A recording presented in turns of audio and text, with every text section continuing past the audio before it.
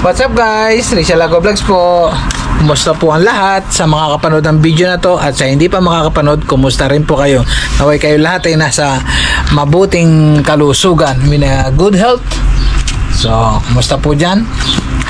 So, for today's vlog guys ay magche-change oil tayo ng ating sasakyan na si Baby Honda. Yung last vlog po natin ay ginagawa natin itong PT Cruiser. Ayan po. Which is hindi pa siya tapos. Nagawa ko na po yung sa kabila. At the same time, chinek ko po yung sa kabila dito. May papalitan din po dito. Yung alternator niya sira din. At the same time, may tagas doon. Sa may velocity niya, doon po. Makikita niya sa pinakaloob pa. Nandun natatak. Hindi ka nang makita. Doon po. So, tapos marami din tayong papalitan na ibang busing niya. Kagaya na ito. Medyo basag po. Ayan, papalitan din. So in order pa lang yung pyesa nya. So ang gagawin muna po natin ngayon ay i-change oil natin si Baby Honda. Yun po, i-ready natin siya. So ang gagawin po natin ay mag-change oil tayo. Papalitan ng kanyang oil filter, tsaka yung air filter din po papalitan natin. Ang gagamitin natin tools ay socket wrench na 17. Ayan po, sa kanyang drain plug. And then do sa air cleaner niya is socket din po na number 8. Ayan po. Ayan po ang mga kailangan natin. Tsaka yung pangkalas ng oil filter. And also yung pangsahod ng used oil. Ayan po. So, samahan nyo po ako at i-change oil natin si Baby Honda. Kailangan siya may inspection kasi pag hindi siya na inspection eh bawal na siyang gamitin kasi may expire, may huli, ganun. Tsaka yung kanyang insurance. So tara po, samahan nyo ako.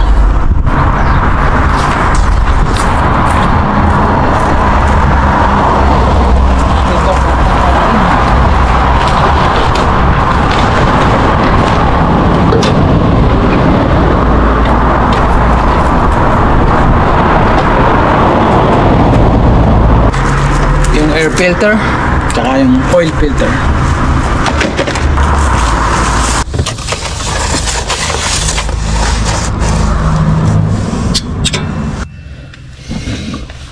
Alright, ayaw niya sa magandang wrench, gusto niya sa pangit na wrench. So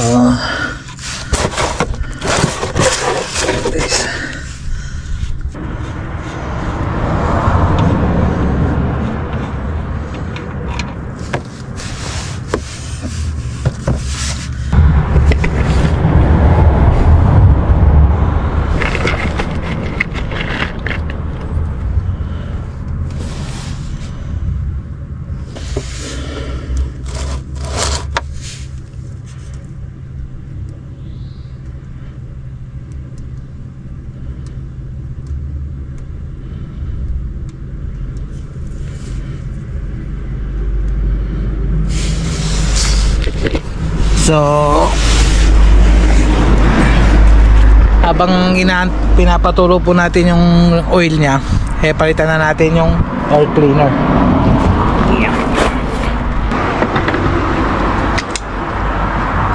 Almost malinis pa siya guys. Yan po ang kanyang air cleaner, tatanggalin natin. Yan guys, dito medyo maalikabok na, pero dito hindi pa po. Pero syempre pupunasan pa rin natin. Ayan po.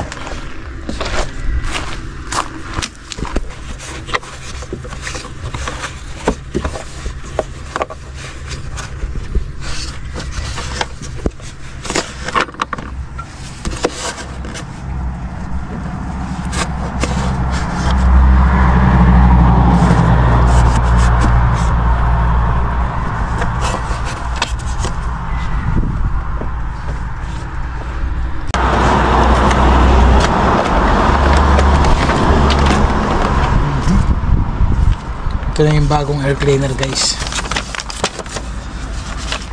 Ito yung resibo na binili natin. Yung resibo. Lagyan na natin siya dyan. Okay.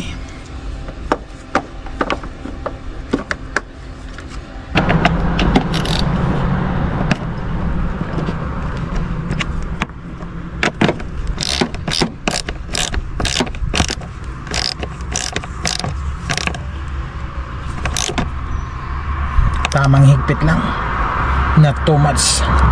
Okay, hanggang clip.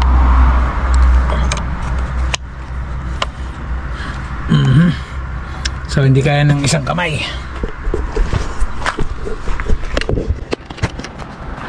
Okay, both hands.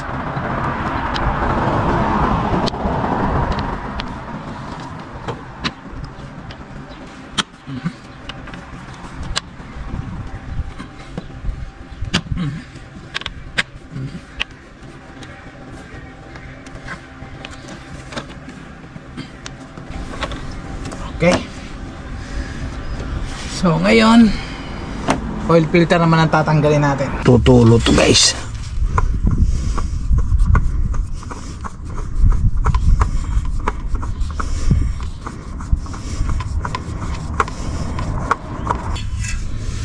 Ayan.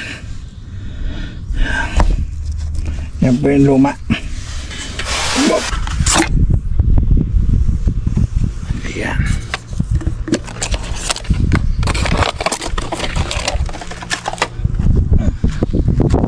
Parehas lang din po siya. Pero syempre luma yung isa. Ito yung bago. Ayan. Ayan.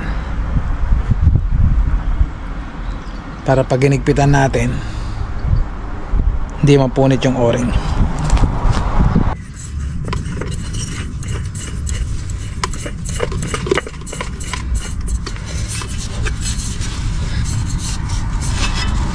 Ang higpit po na itong oil filter ko ay higpit kamay lang guys.